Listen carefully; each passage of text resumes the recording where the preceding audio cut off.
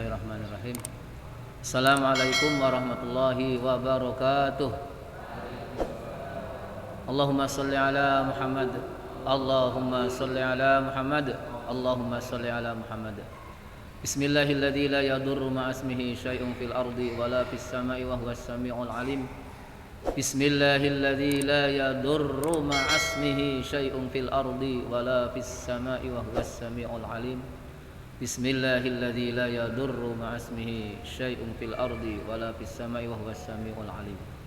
La ilaha illa anta subhanaka inni kuntu minadh dhalimin. La ilaha illa anta subhanaka inni kuntu minadh dhalimin. La ilaha illa anta subhanaka inni kuntu minadh dhalimin. Hasbunallahu wa ni'mal wakil, ni'mal maula wa ni'man nasir. Hasbunallahu wa ni'mal wakil, ni'mal maula wa ni'man nasir. Hasbunallahu wa ni'mal wakil, ni'mal maula wa ni'man nasir. Wala haula wala quwata illa billahil aliyyil azim. Allahumma shalli ala Muhammad walhamdulillahi rabbil alamin. Allahumma arzuqna ilman nafi'a wa fahman wasi'a wa rizqan halalan tayyiban mubarakan fih. Wa sallallahu ala sayyidina Muhammadin walhamdulillahi rabbil alamin. Amin ya rabbal alamin. Ibadallah, usikum wa iyaya bitaqwallah faqad fazal muttaqun. Ittaqullaha la'allakum tuflihun. Amma ba'd. Pembuka awal, diingat tadi Ustaz Mahsun baca ayat terakhir Al-Baqarah berapa Ustaz? Tadi yang dibaca ayat berapa terakhir?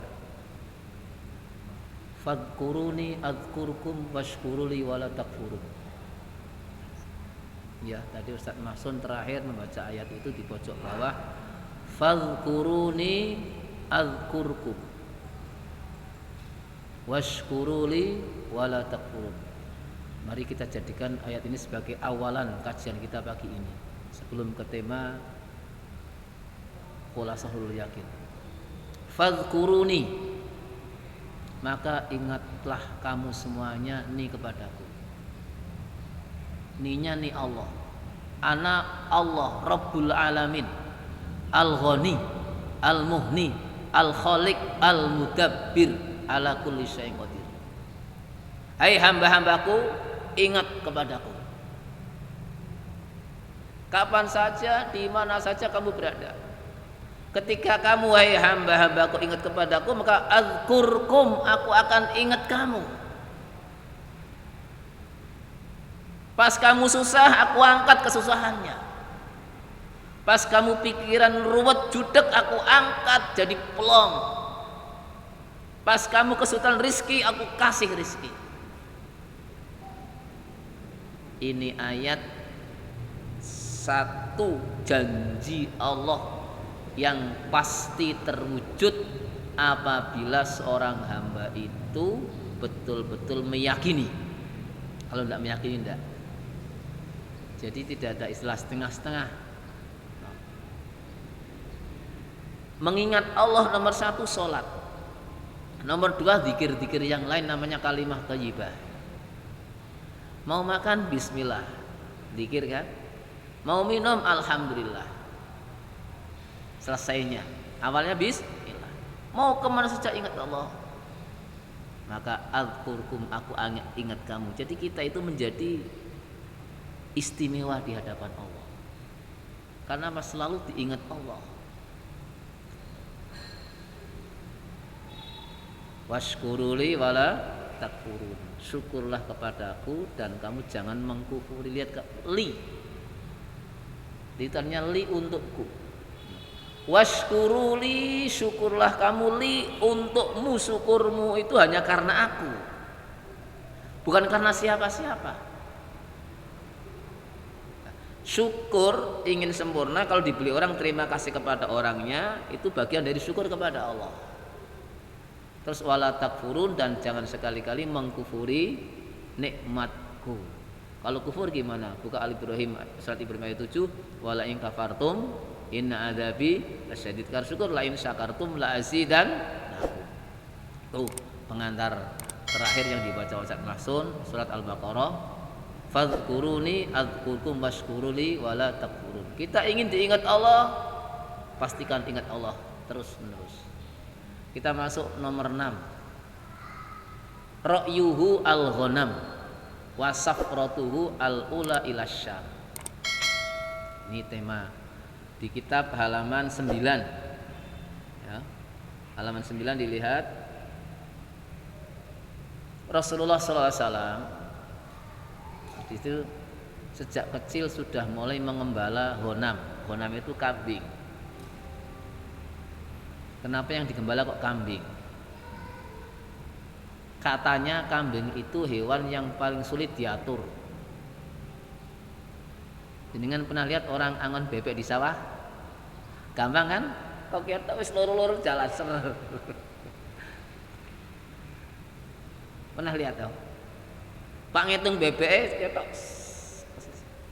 Tapi kambing sulit diatur. Orang-orang kambing gelem baris mlayu mrono.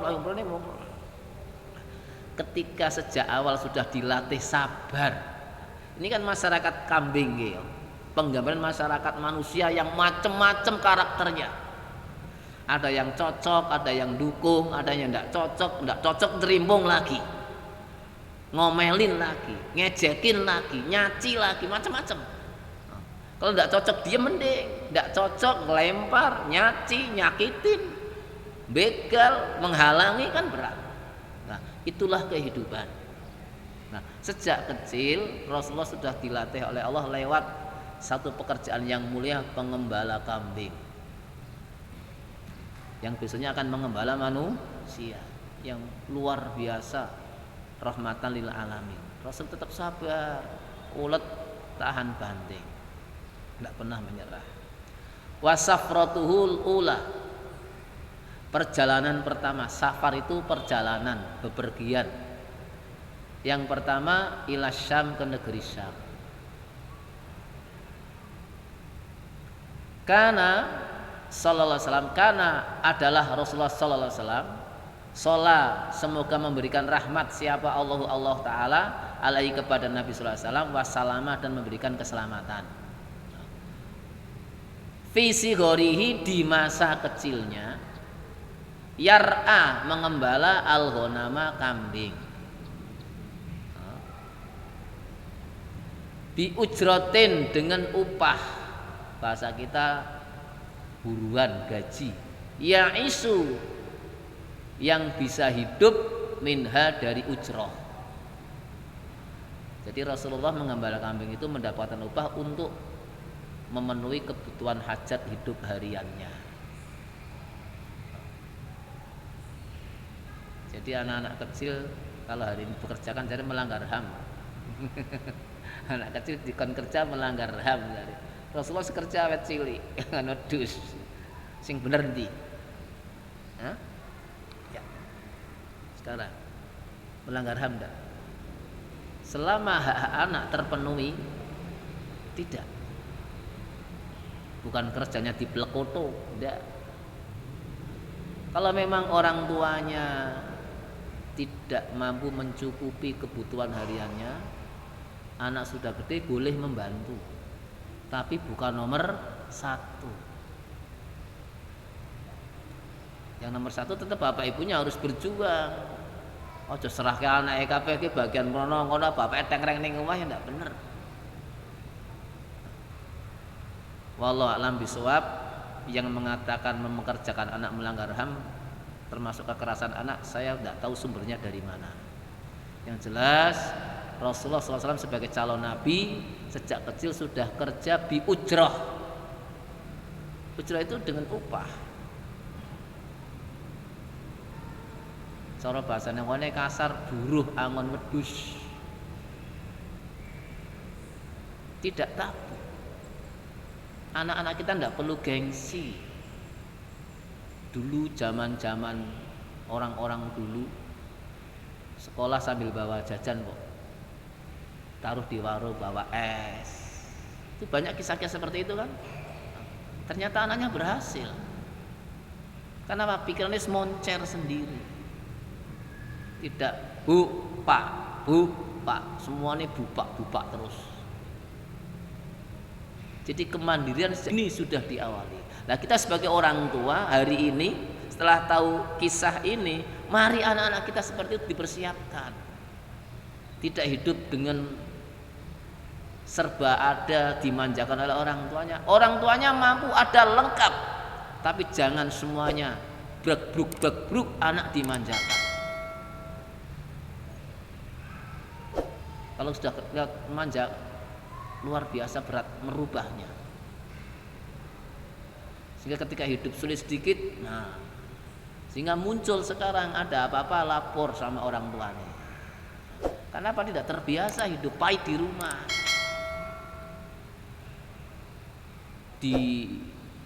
Disalahi temene, diguyoni, lapor, Bu gini-gini, lapor Pak gini, orang tua nanti yang datang, kamu nakal dengan anak saya ya. Kadang-kadang di sekolah dengan temennya berantem, orang tua yang elok tidak langsung ngebel ke wali kelas, ki anakku pregeluti prenda, tanya anaknya, dicek masalahnya, ceritanya gimana Dik, nanti anak akan cerita. Ketika anak cerita, kita selaku bapak ibu bisa menyimpulkan, oh ini, nggak langsung ujuk-ujuk ke sekolah, anak saya babak belur ini, dikeroyok satu kelas misalnya. Jadi sini sekolah ruwet juga akhirnya. Karena apa? Orang tua yang belum mandiri, cara bahasa orang kuno, urung siap duwe anak. Ya, memang kita harus sudah niat nikah berkeluarga, harus siap menghadapi segala tantangan setelah berkeluarga. Yang paling besar dan hebat adalah didik anak. Liku-likunya luar biasa. Tinggal kitanya sabar atau enggak. Tidak setiap anak laporan terus langsung dicek ke sana. Anaknya dulu dijelaskan. Suruh bicara apa adanya. Nanti kita sebagai bapak ibu bisa menyimpulkan dan memberikan solusi jalan keluar dan arahan. Nanti ke depan anaknya mandiri. Setelah mandiri kalau ada apa enggak wadul. Saya padul bapak ibu paling nanti diomongin lagi, ditanya-tanya lagi, ditahan. Oh gini itu kesalahan saya, minta maaf sama temennya. Clear.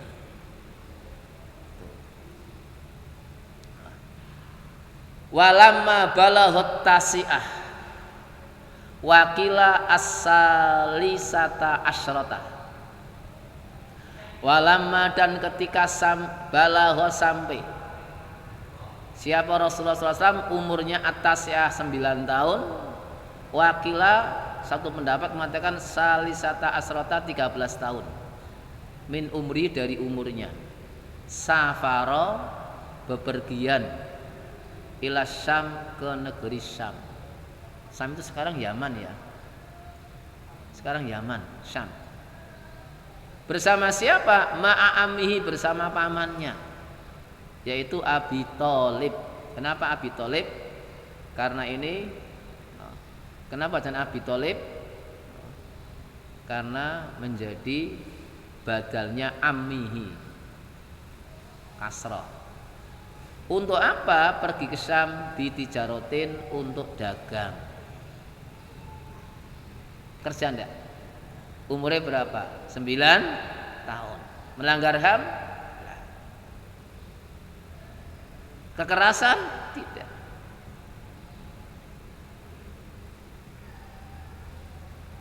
Wakila 13 tahun. Ini kan masa dunia anak.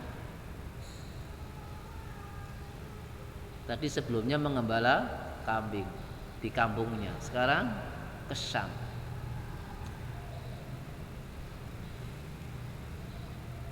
Ini. Jadi sejak kecil sudah punya semangat hidup yang tinggi. Bapaknya sudah wafat, ibunya sudah wafat. Maaf, kadang-kadang orang muncul satu kata-kata yang kurang elok. Iya, itu nabi. Nah, itu kata-kata ini yang perlu dihilangkan. No? Iya, anaknya kayak kiai, kayak anaknya ustadz, tidak seperti itu. Lihat anaknya Nabi Nuh gimana? Gimana anak Nabi Nuh? Ya kan? Kan'an minal kafirin. Lihat bapaknya Nabi Ibrahim alaihissalam, Azar gimana? Jadi jangan melihat atas bawahnya, nenek moyangnya. Sehingga kata Imam Asy-Syafi'i radhiyallahu an, beliau mengatakan laisal fata man yaqulu kana abi.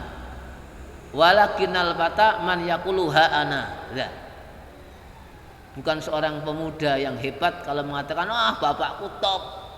Nah, bapakku kaya, bapakku jenderal, saya punya backing. Nah, tapi katakan aku pemuda, siap berjuang, siap belajar. Jadi Rasulullah SAW sejak muda sudah luar biasa. Kesan. Jenengan bayangkan kalau hari ini naik bis ber AC, naik travel bawahnya dulu naik onta. Onta itu jalan apa lari? Jalan. Berhari-hari, berminggu-minggu, panas terik kalau siang.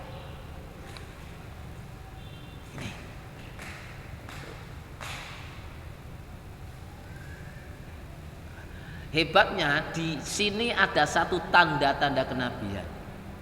Ketika Rasul ke Syam, di sini disebutkan jalan naik unta membawa barang dagangan, itu ada awan yang menaungi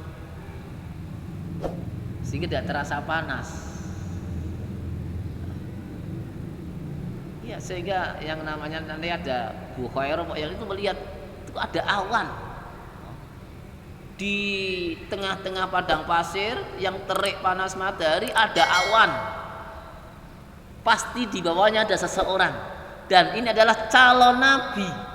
Sudah tahu, pendeta sana sudah tahu. Ini calon nabi mau datang ke Syam. Sehingga mereka malah mau ngadang,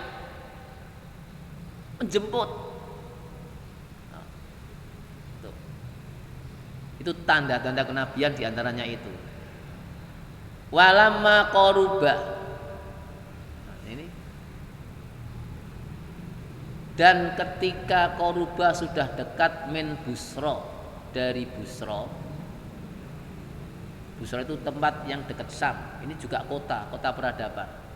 Ra'a, melihat kepada Nabi sallallahu alaihi wasallam. Siapa yang melihat? Ar-rahibu, rahib. Rahib itu pendeta. Bahiro namanya Bahiro. Ada yang mengatakan Buhairo. Wallahu alam namanya Bahiro. Fa akhbaro, maka menginformasikan siapa Bahiro ammahu kepada pamannya Abu Thalib. Informasinya apa? Bi annahu, sesungguhnya ini anak Muhammad SAW saya kuno nanti akan jadi akhiral anbiya, nabi-nabi yang terakhir. Ini akan jadi nabi terakhir. Jadi datang sudah ada yang menginformasikan. Wa tolaba, dan meminta, memohon siapa? Pendeta tadi minhu kepada Abu Thalib an yarji'a, untuk pulang, bihi, membawa Nabi, pulang saja. Karena bahaya di sini, banyak orang yang mengintip mau membunuh. Ya. Karena di kitab Injil Taurat sudah tertulis akan datang Nabi terakhir dari padang pasir yang menghasilkan kurma, tanda-tandanya ada, dan ketika itu nanti banyak orang-orang yang iri, ingin mencelakakan. Sehingga kata pendeta Buhairo, pulang.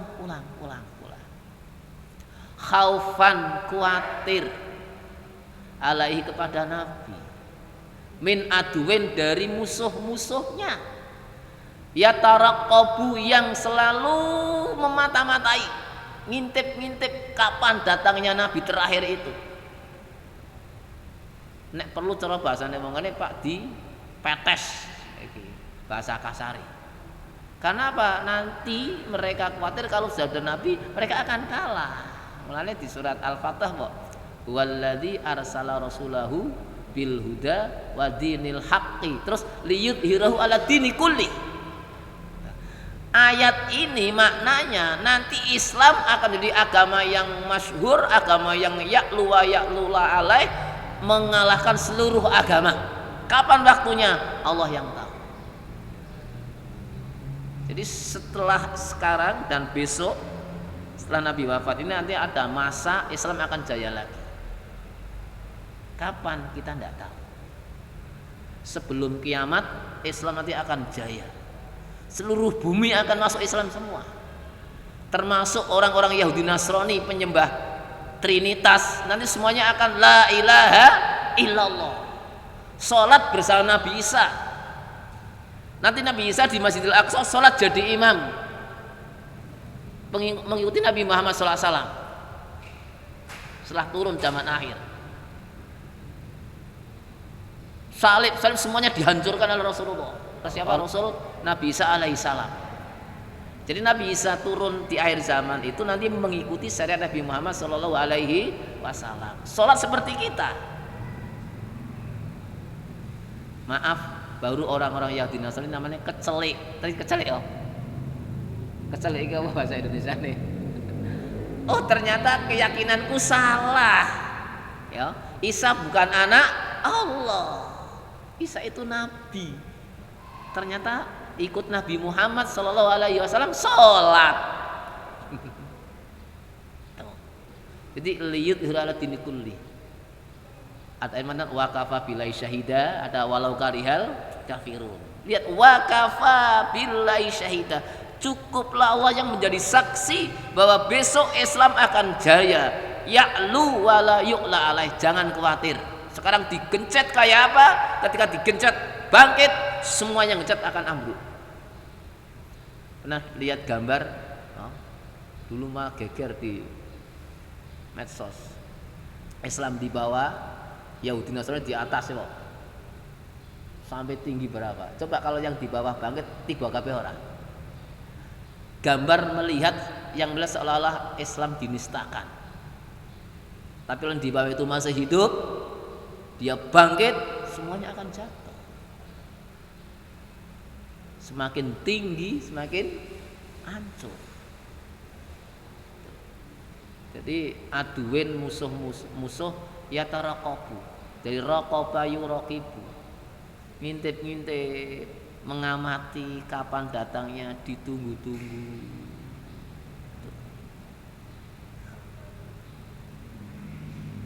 Waqad istadalla, dan sungguh telah mengambil dalil tanda.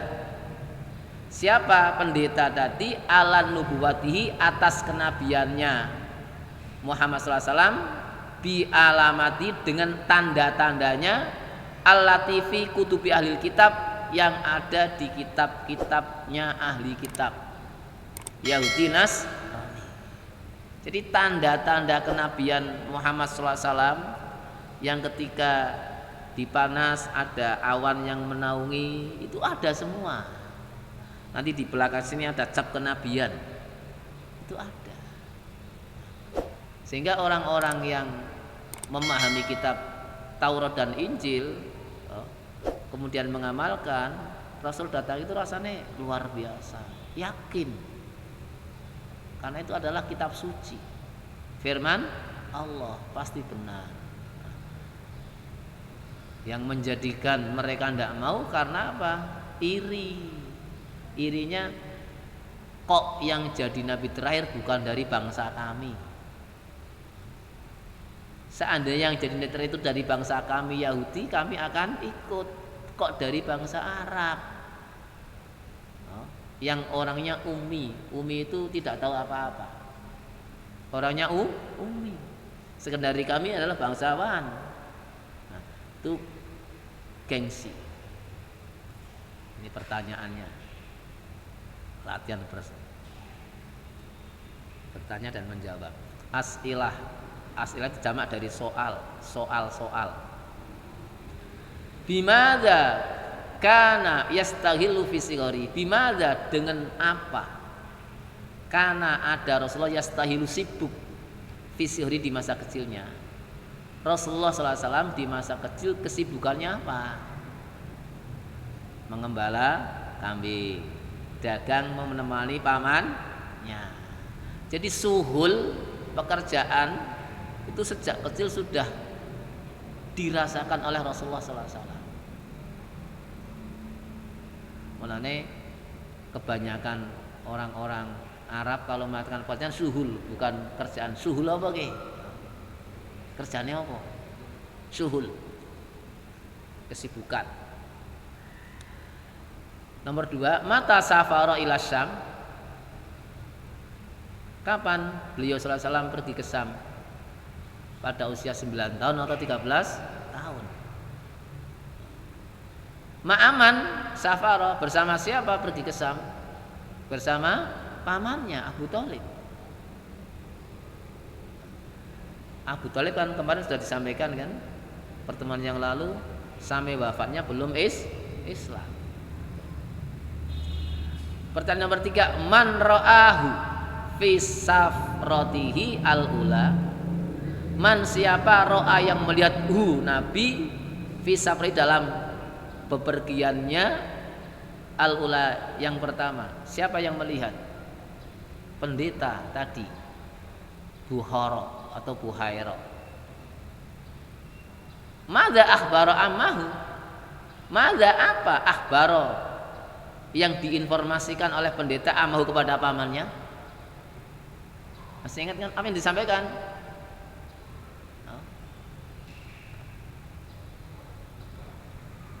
Wa madza talaba minhu, dan apa yang diharapkan? Yang disampaikan ini calon nabi. Pulang saja.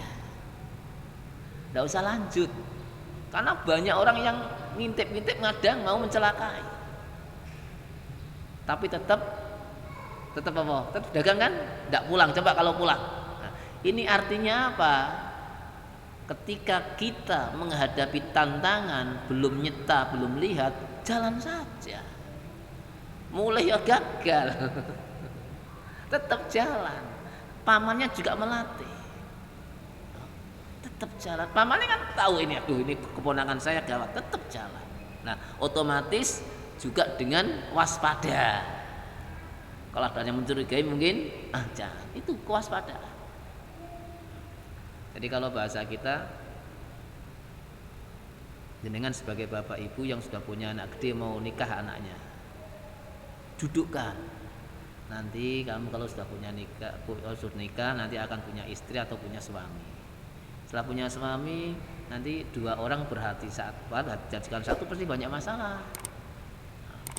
Sana ada keluarganya, nanti ada masalah. Nanti belum kalau punya anak, ya kan? Ya kalau kerjaanmu lancar, kalau enggak, nah kamu harus siap sekarang. Siap apa? Siap hidup. Hidup itu ada senang, ada susah. Siap hidup. Ketika senang siap, ketika susah siap. Tapi orang tua yang baik harus mengarahkan satu poin yang menjadi penekanan. Nak, kamu harus siap susah,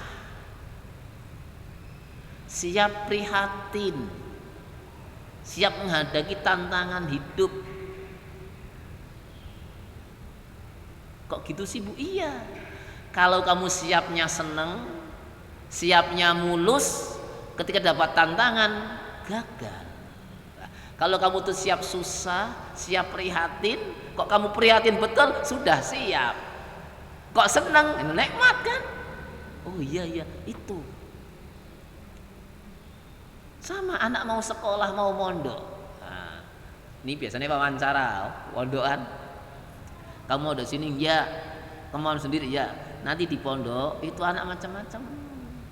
Ada yang suka ganggu, suka jahil, mandinya antri, ya makannya tidak seperti di rumah, kadang-kadang tempe tok. Siap gak makan nasi tempe, nasi putih? Siap.